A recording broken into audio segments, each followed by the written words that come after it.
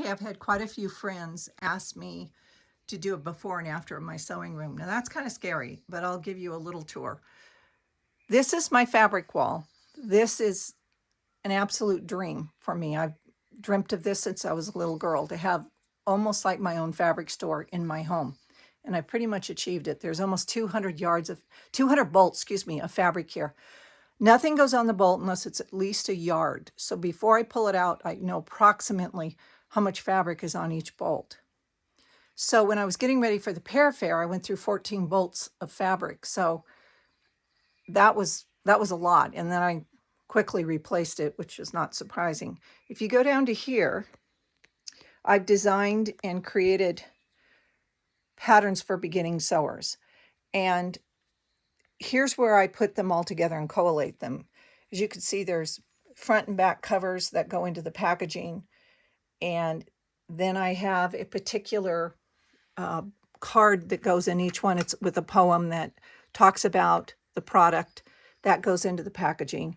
And then this is where I peel off the stickers to put on the shipping envelopes. But 2 days ago, I couldn't see the top of this table. It was about a foot thick with fabric and all the things I was using to get ready for pear fair. So I've cleaned that off, but I'm not done yet. Now you go over to this table. This table's awesome. It was the dining room table when I had my really big home. I like it because it's tall, it's big, and this has become my cutting table and where I stage everything. I couldn't see the top of this either. This looked like, it just looked like a disaster. There was fabric everywhere and interfacing everywhere and buttons and trim and everything else. That's all cleaned up. Almost had a heart attack doing it.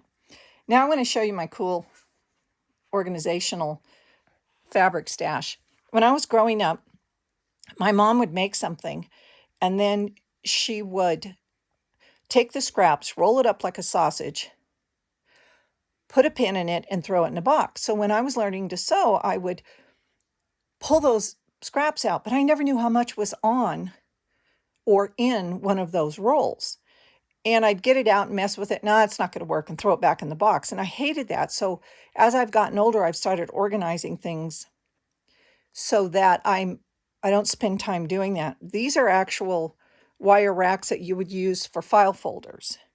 And I've cut a bunch of 8x10 cardboard cards.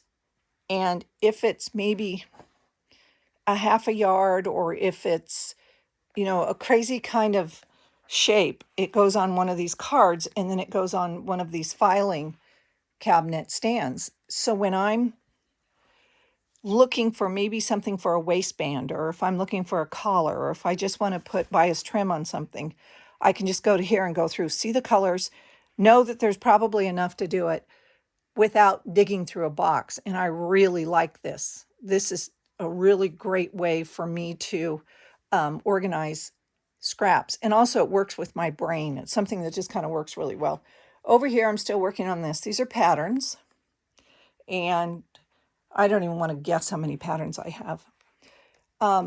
This right here has fat quarters. And for those of you who don't know, a fat quarter is a half a yard of fabric cut in half lengthwise. So that would be equivalent to a fat quarter. So all of them are in here. And again, I can see the colors. I can see everything. So if I want to do a collar or bias trim or something, I can go here and pick it out. So there's 2 baskets of that. And then below are all my ribbons and everything else that I use in sewing.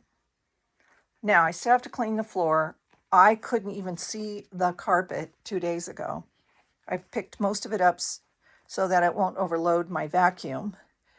And I'm just about ready to clean all this up, and so I can walk through here again. But I think I've done quite a good job so far. I just haven't gotten the motivation to completely finish it right now. But anyhow, that's my little tour. I still need a lot of organization and a lot of cleaning, but I'm getting there. Okay, over and out.